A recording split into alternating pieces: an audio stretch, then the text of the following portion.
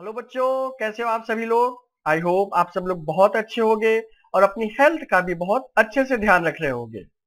मैं हूं डॉक्टर सुरेश कुमार यादव और आज हम लोग डिस्कस करने जा रहे हैं एनसीईआरटी एक्सरसाइज को। उसकी हम लोग आज प्रैक्टिस करेंगे। ठीक है, चैप्टर 3 जो कि सिंथेटिक फाइबर्स एंड प्लास्टिक्स है, उसकी जो एनसीईआरटी एक्सरसाइज है उसकी हम लोग प्रैक्टिस करेंगे। ओके, तो सिंपल पहला सवाल है कि explain why some fibres are called synthetic fibres. तो जैसा आप सभी जानते हैं, सिंथेटिक फाइबर्स के लिए रिक्वायरमेंट क्या है। ऐसे फाइबर्स जो कि पेट्रोकेमिकल से बने हैं, जो कि मैन मेड हैं, उनको आप क्या कहेंगे, सिंथेटिक फाइबर्स। जैसे कि क्या हो गया, नायलॉन हो गया, पॉलिएस्टर हो गया, एक्रेलिक हो गया। तो these are all man made fibres. ठीक है, इनको लैब में प्रिपेयर किया गया है, ये पेट्रोकेमिकल से मिलके बने हैं, इसीलिए इनको क्या कहेंगे, सिंथेटिक फाइबर्स। ठीक है, तो ये कुछ हिंट थी। अब जरा देख लेते हैं आइडियल आंसर क्या है। सो दीज आर सिंथेटिक का मतलब हो गया these are man made fibres and which are made by using chemicals, right. तो सिंपल आप अगर इतना भी लिख देते हैं, these are man made fibres and these are made up of petrochemicals, hence they are known as synthetic fibres. और जब भी आप लिखें, आप एग्जांपल्स मेंशन करना ना भूलें, एग्जांपल्स लिखना बहुत जरूरी है। ठीक है, नेक्स्ट क्वेश्चन। तो नेक्स्ट क्वेश्चन क्या है, आपको करेक्ट आंसर बताना है। Rayon is different from synthetic fibre because. इसका मतलब क्या हुआ, सबसे पहले आपको रेयॉन के बारे में जानना जरूरी होगा। आपको पता ही है कि जो रेयॉन होता है वो क्या होता है, वो सेमी सिंथेटिक फाइबर है। सेमी सिंथेटिक का क्या मतलब हो गया, मतलब थोड़ा सा पार्ट इसका नेचुरल प्रोडक्ट है और फिर उसको आपने केमिकली ट्रीट किया है। तो जरा ऑप्शन देखते हैं। It is silk like appearance, बात तो सही है, लेकिन इसलिए इसको सिंथेटिक फाइबर नहीं कहते हैं। It is obtained from wood pulp. तो why it is different, different इसलिए है क्योंकि ये पार्टली वुड पल्प से बना है। वुड पल्प से ही लेकर, वुड पल्प को जब आपने ट्रीट किया था तभी वो रेयॉन का फॉर्मेशन हुआ। दैट मीन्स इसका सही आंसर क्या हो गया, it is obtained from wood pulp. Okay, next fill in the blanks है। Synthetic fibres are also called. तो सिंथेटिक फाइबर्स को आप क्या बोल सकते हैं, man made fibres, man made fibres और आर्टिफिशियल फाइबर्स, है ना। तो आप यहाँ पर मैन मेड लिख सकते हैं, मेड मैन मेड लिख सकते हैं, या क्या लिख सकते हैं यहाँ पर, आर्टिफिशियल, है ना। ये तो बहुत आसान सा है, आप सभी को पहले से ही आराम से पता है। Synthetic fibres are synthesised from raw materials called. तो एक ही वर्ड में अगर आपको लिखना हो तो आप पेट्रोकेमिकल्स लिख सकते हैं। पेट्रोकेमिकल्स का मतलब होता है पेट्रोलियम प्रोडक्ट से ऑब्टेन जो केमिकल है ना। सिंपल वर्ड में आप लिख सकते हैं petrochemical. Okay, like synthetic fibre plastic is also a polymer. जैसे सिंथेटिक फाइबर भी पॉलीमर होता है ना, वैसे प्लास्टिक भी क्या होता है, it is also a polymer. Polymer याद है कि नहीं, याद ही होगा। मर का मतलब यूनिट हो गया। ऐसे जब छोटे छोटे सिंगल यूनिट्स मिल जाते हैं तो वो जो बड़ा यूनिट बनता है उसको बोलते हैं पॉलीमर, और इस प्रोसेस को बोलते हैं पॉलीमराइजेशन। ठीक है, next give examples which indicate that nylon fibres are very strong. ये आप जानते ही हैं कि जो नायलॉन फाइबर होता है वो बहुत ही स्ट्रॉन्ग होता है। तो कुछ एग्जाम्पल दे सकते हैं, जैसे कि आप पैराशूट का एग्जाम्पल दे सकते हैं। जो उसके स्ट्रिंग्स होती हैं, वो पैराशूट की जो स्ट्रिंग्स हैं वो नायलॉन की बनी होती हैं। इसके अलावा जो माउंटेनियर्स होते हैं, वो जो कैरी करते हैं रोप्स, वो लाइट वेट और एक्सट्रीमली स्ट्रांग होती हैं। इसके अलावा जो क्रेन से हैवी लोड उतारे जाते हैं, उनकी बेल्ट भी नायलॉन से बनी होती है। तो मतलब ऐसी कोई भी एग्जांपल आप बता सकते हैं जो कि बहुत स्ट्रेंथ वाली। इवन अपना आप स्कूल बैग का एग्जांपल दे सकते हैं, क्योंकि स्कूल बैग भी है तो हल्का सा, लेकिन आप उसमें बहुत सारी बुक्स भर सकते हैं। ठीक है, तो अब देखते हैं आइडियल आंसर। ओके, तो कुछ एग्जांपल्स हैं। मेकिंग रोप्स है from for climbing rocks, for parachute, right. तो ये दो एग्जांपल हैं जो कि ये रिप्रेजेंट करते हैं। इसके अलावा भी जो मैंने बताया वो भी ठीक है, वो भी आप लिख सकते हैं, बट एटलीस्ट दो तो आपको लिखने ही चाहिए, जिसमें कि आप क्लाइंबिंग रॉक्स के लिए लिख सकते हैं या पैराशूट के लिए लिख सकते हैं। ठीक है, next question, give example which indicate that nylon fibres are very strong. So ये क्वेश्चन दोबारा से रिपीट हो गया है, ये हम लोग अभी डिस्कस कर ही चुके हैं. Okay, next, why plastic containers are favoured for storing food. Plastic container को आप फूड स्टोरेज के लिए क्यों यूज कर सकते हैं? याद है ना पीईटी, पीईटी याद है? हाँ, इसके अलावा पीपी भी याद होगा, पीवीसी भी याद होगा. तो जो सबसे खास बात है कि प्लास्टिक के बारे में, ये नॉन रिएक्टिव है, किसी भी फूड आइटम से ये रिएक्ट नहीं करेगा, ड्यूरेबल है, नॉन करोजिव है और बहुत दिन तक चलता है. तो जो मेन बात आपको यहाँ पर लिखनी है वो नॉन रिएक्टिव है, क्योंकि मान लीजिए अगर कोई सब्सटेंस फूड के साथ रिएक्ट कर जा रहा है और वही फूड आप कंज्यूम करेंगे तो आपको नुकसान हो सकता है. तो यहाँ पर नॉन रिएक्टिव नेचर को आपको इम्फेसाइज करना था, नॉन रिएक्टिव. ठीक है, तो बहुत और भी हैं, जैसे मान लीजिए सबसे पहले यहाँ पर हो जाएगा लाइट वेट है, गुड प्राइस है, गुड स्ट्रेंथ है, इजीली हैंडलिंग है. और यहाँ पर एक जो खास बात लिखना बहुत जरूरी होगा वो होगा it's non reactivity towards food items, वो भी लिखना बहुत जरूरी है. ठीक है, क्योंकि भाई बाकी सारी चीजें तो ही है कि लाइट वेट है, प्राइस कम है, मगर अगर इसमें ही अगर वो रिएक्ट कर जाता तो ये क्या आप प्लास्टिक में स्टोर करते? नहीं स्टोर करते, है ना. इसलिए नॉन रिएक्टिव नेचर लिखना भी जरूरी है. ओके, नेक्स्ट, ये बहुत ही कॉमन क्वेश्चन है जो आप सभी लोगों को अब तक याद भी हो गया होगा, difference between thermoplastic and thermosetting plastic. जैसा कि आप सभी लोग जानते हैं कि जो थर्मोप्लास्टिक होता है वो क्या होता है, जब आप उसको हीट करते हैं तो इट बिकम सॉफ्ट, है ना. और जो थर्मोसेटिंग प्लास्टिक होता है वो सॉफ्ट नहीं होगा. मतलब थर्मोप्लास्टिक को आप बार बार रीमोल्ड कर सकते हैं, लेकिन थर्मोसेटिंग प्लास्टिक को रीमोल्ड नहीं कर सकते हैं. और जब भी डिफरेंसेस पूछे जाए बच्चों एग्जाम्पल्स जरूर लिखिए. तो ये आपको पहले ही पता है, बेंट इजीली, ठीक है, और सॉफ्ट हो जाते हैं और रीशेप्ड, है ना. Thermosetting can not be reshaped, ठीक है, can not be bent easily और कैन नॉट बी सॉफ्टेंड. लेकिन थर्मोप्लास्टिक में can be bent easily, can be softened और कैन बी रीशेप्ड. साथ में हमेशा आदत डालिए एग्जाम्पल्स लिखने की. ठीक है, तो अगर ये दो एग्जाम्पल है, अगर आप इसमें दो डिफरेंसेस हैं, अगर आप इसमें एग्जाम्पल भी लिखेंगे तो तीन तीन डिफरेंस हो जाएंगे. ठीक है, तो make it a habit of writing examples. Okay, next, explain why the following are made of thermosetting plastic. तो जो सॉस पैन है उसके हैंडल थर्मोसेटिंग प्लास्टिक के क्यों बनते हैं, और जो इलेक्ट्रिक स्विचेस हैं वो थर्मोसेटिंग प्लास्टिक के क्यों बनते हैं. तो सॉस पैन के हैंडल तो बहुत जल्दी गर्म हो जाते हैं, तो थर्मोसेटिंग प्लास्टिक क्या होते हैं, चाहे जितना भी गर्म करो वो सॉफ्ट नहीं होंगे. तो यहाँ पर जो खास बात लिखनी है वो ये लिखनी होगी कि वो जो हैंडल्स होते हैं वो हीट की वजह से सॉफ्ट नहीं होते हैं, पहली बात.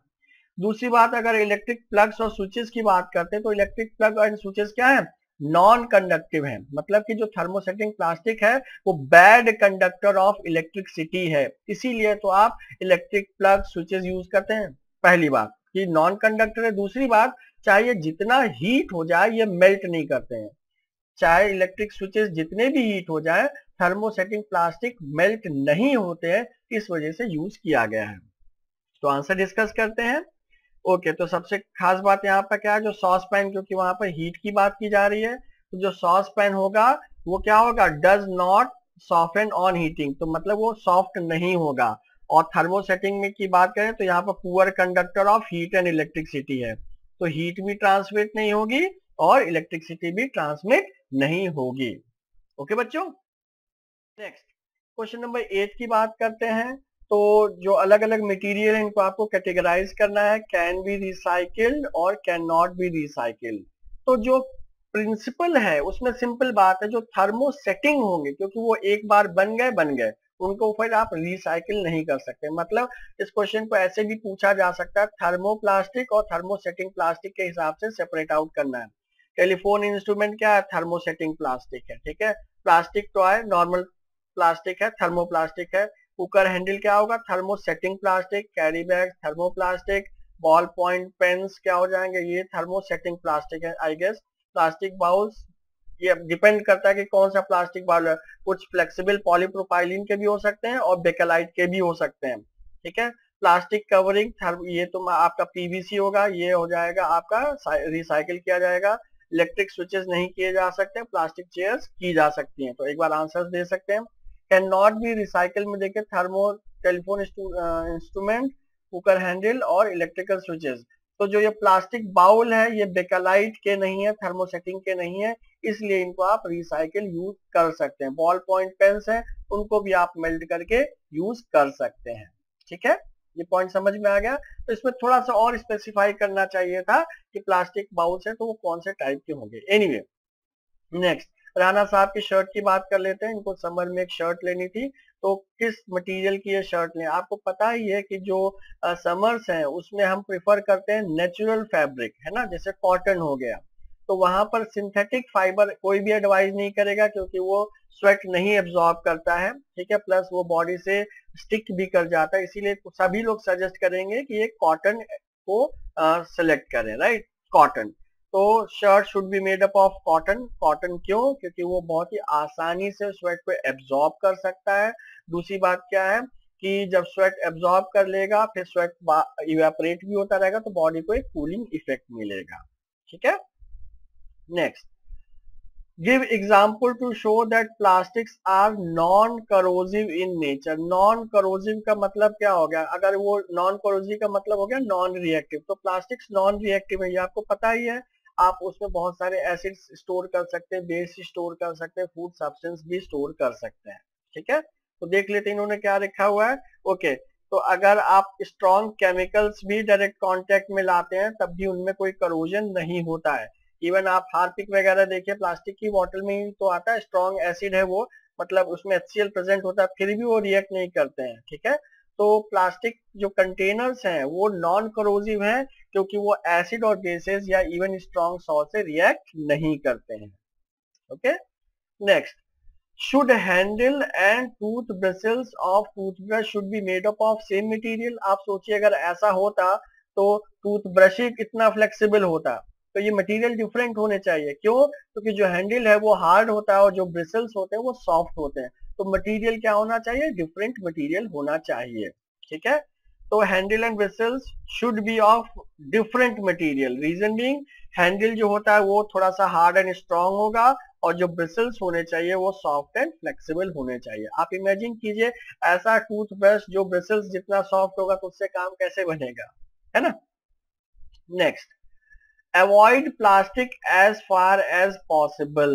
Avoid plastic as far as possible, तो आपको ये पता ही है कि जो प्लास्टिक का जो सबसे खराब चीज है वो क्या है? इसका नॉन बायोडिग्रेडेबल नेचर, क्योंकि बायोडिग्रेडेबल नहीं है। तो अगर हम प्लास्टिक को इधर उधर ऐसे ही फेंक दे रहे हैं तो उससे एनवायरनमेंट का बहुत ही ज्यादा नुकसान है। क्यों नुकसान है? क्योंकि ये डिग्रेड ही नहीं होता है, तो इस वजह से बहुत सारी प्रॉब्लम को कॉज करता है। तो जो नॉन बायोडिग्रेडेबल नेचर है यही इसको इतना हार्मफुल बनाता है, क्योंकि इसको डिकम्पोज होने में सेवरल ईयर्स लगते हैं। सेवरल का मतलब 100 ईयर्स लगते हैं, सेवरल 100 ईयर्स कंप्लीटली डिकम्पोज होने पर। इसके अलावा अगर आप उसको बर्न करेंगे तो क्या होगा? पॉइजनस गैसेस रिलीज करेगा। प्लास्टिक को अगर आप चाहोगे कि डंप कर दें तब भी वो डंप नहीं होगा। ठीक है, तो प्लास्टिक क्योंकि नॉन बायोडिग्रेडेबल है ये जल्दी से डिकम्पोज नहीं होगा, इसलिए आप जितना कम प्लास्टिक यूज करेंगे उतना ही अच्छा है। ओके, नेक्स्ट क्वेश्चन है मैच द कॉलम। तो मैच द कॉलम अगर आप देखते हैं तो सबसे आसान से, जब भी इस तरीके के क्वेश्चंस आए बच्चों सबसे आसान से शुरू करिए।